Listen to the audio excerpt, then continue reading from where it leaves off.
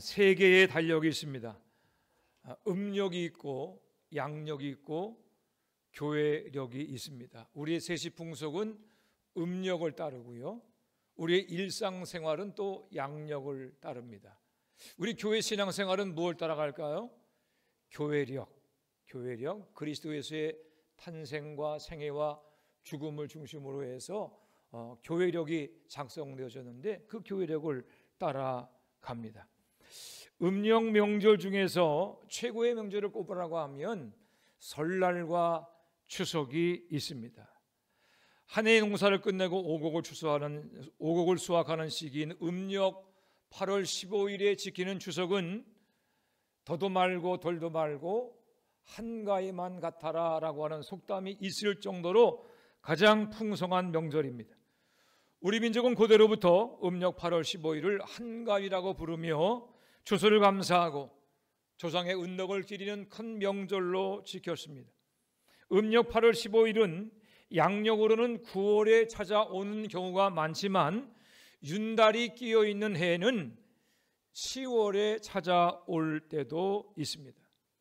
그렇게 보면 미국 청교도들에 의해 시작된 11월 셋째 주일의 추수감사 주일보다는 10월의 마지막 주일을 추수감사 주일로 지키는 것이 우리의 문화, 우리의 세시 풍속과도 맞는다라고 할 수 있을 것입니다. 우리 교회는 언제 추수감사 주일을 지킬까요? 언제 지키죠? 그렇죠. 우리 교회는 10월 마지막 주일을 추수감사 주일로 지킵니다. 다음 주일이 추수감사 주일입니다. 추수감사 주일을 앞두며 제 마음속에 추수감사의 성경적인 근원을 찾아봐야겠다고 하는 생각이 들었습니다. 그 이유는 우리가 살아가는 이 시대가 감사하지 않는 시대이기 때문입니다. 사도 바울은 디모데후서 3장 2절에서 말세의 특징 중에 하나를 이렇게 말합니다. 감사하지 아니하며. 여기서 감사하지 않는다는 헬라어 아카리스토스는 은혜를 모른다, 기뻐하지 않는다라고 하는 뜻을 포함하고 있습니다. 표현은 다르지만 내용은 일맥상통합니다. 은혜를 모르니 감사하지 않고 감사하지 않으니 기뻐할 수 없는 것입니다. 우리가 살아가는 이 마지막 때의 특징이 그렇다는 것입니다. 은혜를 모르고 감사할 줄 모르며 기쁨이 사라져버린 사막 같은 퍽퍽한 세상, 그것이 우리가 살아가는 이 시대의 특징입니다. 우리의 주변을 둘러봅니다. 모든 경제지표는 우리나라가 단군 이래 가장 부유한 시대를 살고 있다고 말하는데 우리의 삶은 참으로 고단하고 그리고 힘들기가 이를 데 없습니다. 이를 단적으로 나타내는 통계가 청소년들의 자살률입니다. 여성가족부가 지난 5월 발표한 2025년 청소년 통계에 의하게 되면 2023년 청소년 자살 사망자 수는 인구 10만 명당 11.7명으로 무려 931명의 청소년이 자살로 세상을 떠났습니다. 이는 청소년 사망 원인 2위인 안전사고로 인한 사망의 4배에 달하는 수치입니다. 자살은 2011년 이후에 13년째 계속해서 청소년 사망 원인 1위를 차지하고 있습니다. 문제는 이 수치가 줄어들지 않고 계속 증가하고 있다는 것입니다. 10대 미만의 우울증도 있습니다. 여러분, 10살이 안 된 아이들이 우울증에 걸려서 치료받는 그러한 숫자가 점점 늘어나고 있습니다. 2020년 991명에서 2024년 2162명으로 5년 동안 10대 미만의 우울증 환자가 무려 118.2%가 폭증을 했습니다. 아동을 포함하는 청소년이 우울증과 불안장애로 진료받은 숫자는 11만 5천 명에 달한다고 합니다. 아이들이 우울증에 걸린다. 여러분, 이건 정말 우리가 심각하게 생각해야 될 문제입니다. 산소 측정기가 없던 시절에 탄광 속에는 카나리아를 두었습니다. 이 카나리아라고 하는 새는 산소에 아주 민감합니다. 그래서 갱도 안에 산소가 줄어들거나 유해가스가 발생하게 되면 이 카나리아가 고통스러워하고 그리고 죽어갑니다. 카나리아라고 하는 새가 죽으면 갱 안에 산소가 부족해서 그 안에 있는 모든 사람들이 위험하다라고 하는 그러한 신호로 보았습니다. 우리 아이들, 이 아이들은 본능적으로 시대의 정세에 가장 민감한 세대입니다. 아이들의 죽음과 정신질환의 급증현상에서 이 시대의 위기, 이 나라와 민족의 위기를 직감하게 됩니다. 가장 행복한 시대를 살아야 할 청소년들이 이처럼 불행한 시대를 살고 있는 것은 사회 전체의 책임일 뿐만이 아니라 우리 부모 세대들의 책임이기도 합니다. 거기에는 세상의 빛과 소금 역할을 감당해야 할 교회의 책임도 있음을 부인할 수 없습니다. 우리가 경제적인 부양과는 정반대로 이처럼 삭막한 세상을 살아가고 있는 여러 가지 이유가 있지만 그 중에 하나가 감사에 있습니다. 사람과 짐승이 다른 것 중에 하나는 감사입니다. 사람은 감사하지만 짐승은 감사할 줄 모릅니다. 사람을 사람답게 만들고 세상을 살아갈 만한 곳으로 만드는 것은 은혜를 깨닫고 그 받은 바 은혜에 감사할 줄 아는 것입니다. 사람의 입술과 마음에서 감사가 사라지게 되면 그 사람의 삶은 짐승과 다를 바가 없게 됩니다. 감사가 사라진 그의 입술과 마음에는 불평과 원망의 어둠이 찾아오게 됩니다. 그 결과 그의 삶은 물론이거니와 그가 속한 가정과 직장과 사회도 지옥처럼 변하게 되는 것입니다. 어떻게 해야 되겠습니까? 감사가 사라진 시대, 받은 바 은혜를 깨닫고 감사하며 기뻐하는 삶을 회복하려면 하나님께서 감사를 명령하셨던 그 첫 번째 자리를 찾아가야 합니다. 특별히 우리가 하나님께서 추수감사를 명령하신 첫 번 자리에 관심을 가져야 되는 이유는 추수감사의 명령에서 우리가 모든 것에 대한 감사의 이유를 찾아볼 수 있기 때문입니다. 모세는 오늘 본문에서 이스라엘 백성들이 가나안 땅에 들어가서 지켜야 될 추수감사에 대해서 상세하게 설교하고 있습니다. 우리는 본문을 통해서 추수감사절을 지켜야 하는 이유와 방법에 대한 가르침을 받게 됩니다. 첫째로 우리가 누리는 모든 것이 하나님의 은혜임을 기억하며 추수감사절을 지켜야 하는 것입니다. 우리는 추수감사하면 말 그대로 한 해의 수확물, 한 해를 사는 동안 하나님께서 내게 주신 모든 수익에 대해서 감사하는 것으로 생각합니다.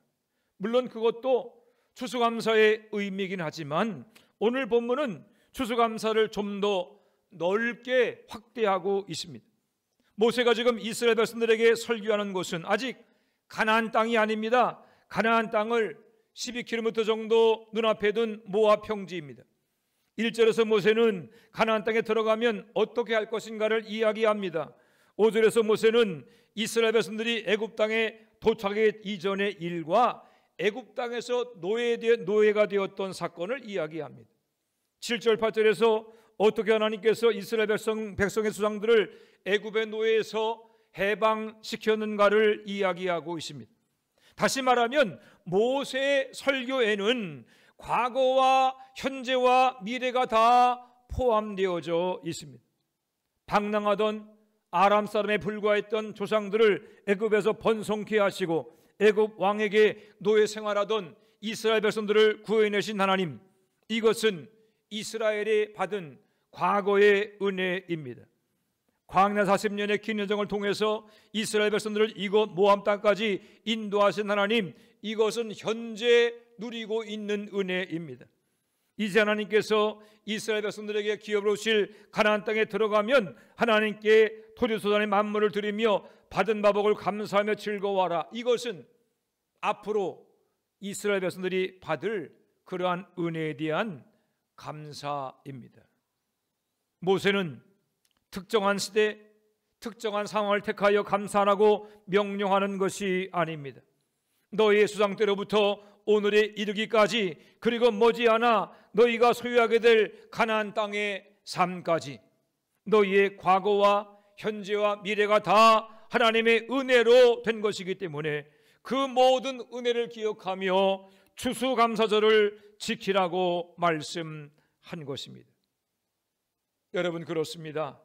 성경이 가르치는 추수감사의 정신은 하나님이 베푸신 모든 것으로 인한 감사입니다. 우리가 지금 누리고 있는 것 중에서, 우리가 살아가는 모든 것들 가운데서 하나님의 은혜가 아닌 것이 있습니까? 살펴보면 하나님의 은혜가 아닌 것이 아무것도 없습니다. 우리의 과거, 우리의 현재, 우리의 미래, 모든 것이 다 하나님의 은혜입니다. 우리 한번 다 같이 데살로니가전서 5장 16절로 18절 말씀을 암송합니다. 시작. 항상 기뻐하라, 쉬지 말고 기도하라, 범사에 감사하라, 이것이 그리스도 예수 안에서 너희를 향하신 하나님의 뜻이니라. 아멘. 범사에 감사라고 할 때 범사에는 모든 것 또는 전체라고 하는 뜻이 있습니다. 사도 바울은 너희는 모든 일에 감사하라, 너희 삶 전체를 하나님께 감사하라라고 명령하고 있습니다. 모든 것에 대한 감사, 이것이 세상 사람과 구별된 그리스도인의 감사입니다. 세상에서는 좋은 것만 감사라고 하지요. 기쁜 것, 또 성공과 건강과 부여에 대해서만 감사하라라고 말합니다. 그러나 성경은 우리에게 모든 것으로 인해 감사라고 말합니다. 과거와 현재와 미래 모든 상황 속에서 감사라고 말합니다. 그러므로 우리 그리스도인들은 모든 일에 감사해야 합니다. 모든 것으로 인하여 감사해야 합니다. 때로는 슬픔과 절망 속에서도 감사해야 합니다. 실패와 질병 속에서도 감사해야 합니다. 가난과 연약함 속에서도 감사해야 합니다. 그 이유는 우리 삶의 모든 것이 아버지 하나님께서 허락하신 것이기 때문입니다.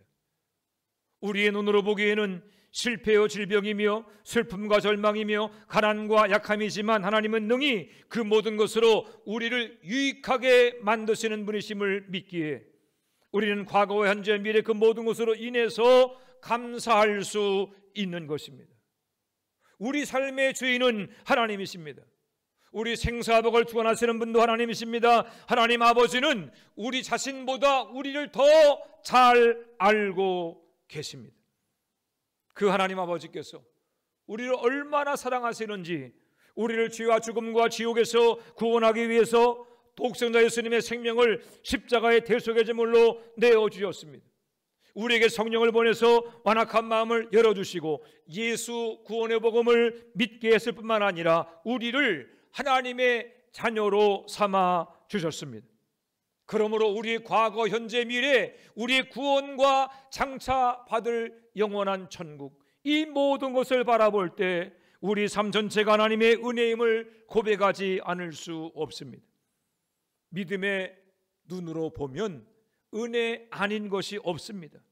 좋으신 아버지 하나님은 결코 우리를 버려두지 않으십니다. 독생자 예수를 통해 우리를 지옥에서 건져신 아버지 하나님은 결코 우리를 실패와 절망과 낙심과 죽음의 수렁으로 몰아넣지 않으십니다. 말씀에 비추어 보면 모든 것이 하나님의 은혜입니다.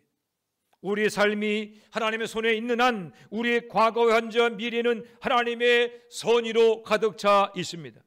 성령께서 예배 참석한 우리 모두의 영안을 열어주시기를 기도합니다.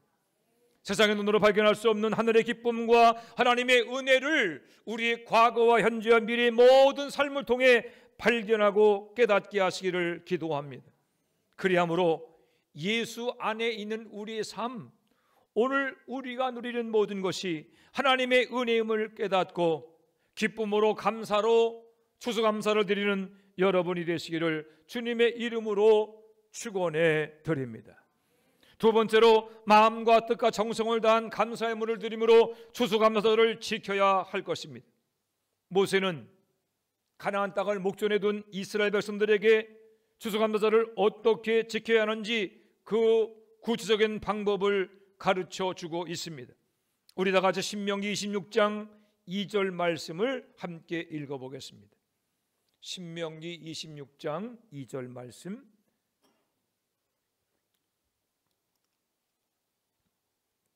함께 읽습니다. 시작. 내 하나님 여호와께서 내게 주신 땅에서 그 토지의 모든 소산의 만물을 거둔 후에 그것을 가져다가 광주리에 담고 내 하나님 여호와께서 그의 이름을 두시려고 택하신 곳으로 그것을 가지고 가서. 아멘.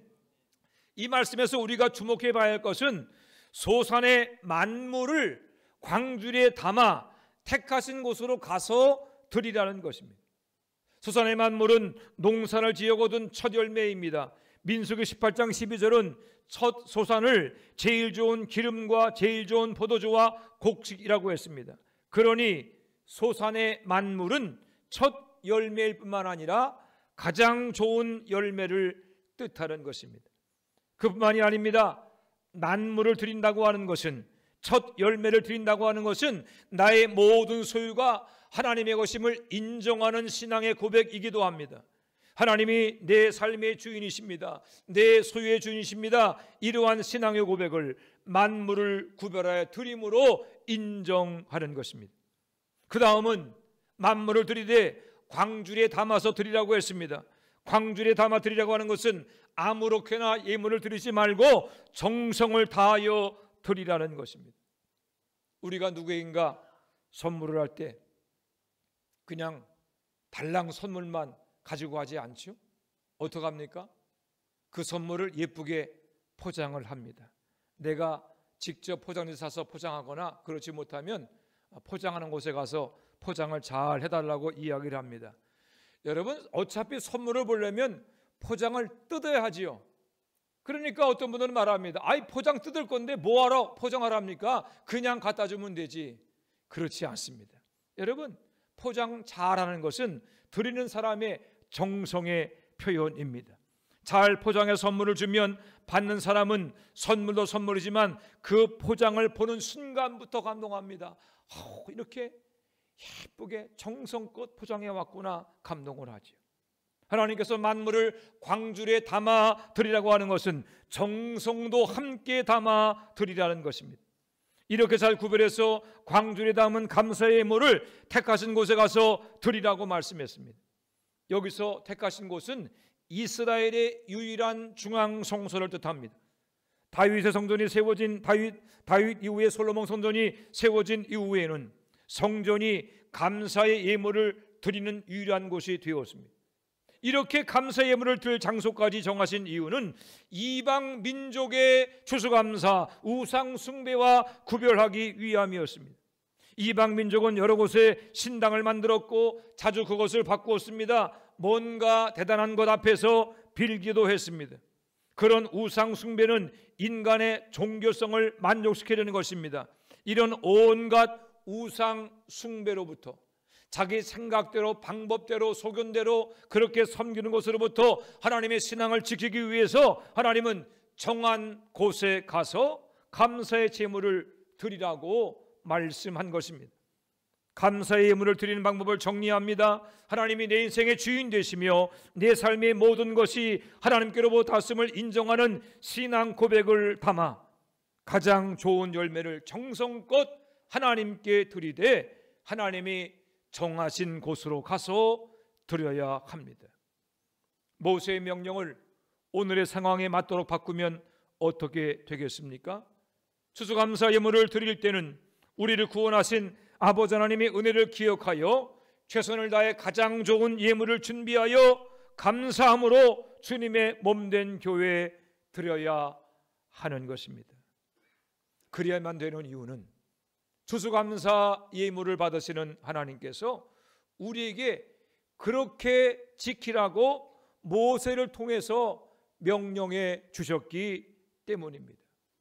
어떤 분들은 그렇게 묻습니다. 목사님, 이 신명기에서 모세가 이스라엘 백성들을 향한 명령은 팔레스타인 모압 평야에서 모세가 이스라엘 백성들에게 한 명령입니다. 그것도 먼 오래전 옛날 농경시대를 살던 사람들을 향한 추수감사 명령인데, 이것을 2025년도 산업시대를 살고 있는 우리가 그대로 지켜야 할 이유가 있습니까? 이렇게 묻습니다. 여러분, 있습니다. 왜냐하면 우리가 믿는 하나님은 모세를 통해서 추수감사를 지키라고 명령하신 바로 그 하나님이시기 때문입니다. 우리와는 전혀 상관없을 것만 같던 이스라엘 백성의 하나님이 예수 그리스도를 믿는 믿음으로 말미암아 오늘 우리의 아버지 하나님이 되었기 때문입니다. 앞서 우리가 암송한 것처럼 항상 기뻐하라, 쉬지 말고 기도하라, 범사에 감사하라, 이는 그리스도 예수 안에서 너희를 향하신 하나님의 뜻이니라. 그리스도 예수를 믿는 우리를 향한 아버지 하나님의 뜻, 아버지 하나님의 소원이 모든 것에 대해서 감사하는 것이기 때문입니다. 가장 부유한 시대를 살아가는 우리가 감사가 사라진 고통의 시대, 받은 바 은혜를 잊어버리고 불평하며 원망하는 악한 시대를 살고 있는 이유는 예수를 믿는다고 말하면서도 하나님의 말씀을 경홀히 여기는 악한 습관 때문입니다. 마지막 시대가 감사가 사라진 시대가 될 것을 예언한 바울 사도는 악한 시대, 악한 습관, 악한 풍조를 이기는 유일한 길을 이렇게 설명했습니다. 디모데후서 3장 16절로 17절을 메시지 성경으로 읽어드리겠습니다. 그리스도 예수를 믿음으로 말미암아 구원에 이르는 길을 보여주는 것은 오직 기록된 하나님 말씀 외에는 없습니다. 성경의 모든 부분에는 하나님의 숨결이 깃들어 있어서 모든 면에서 유익합니다.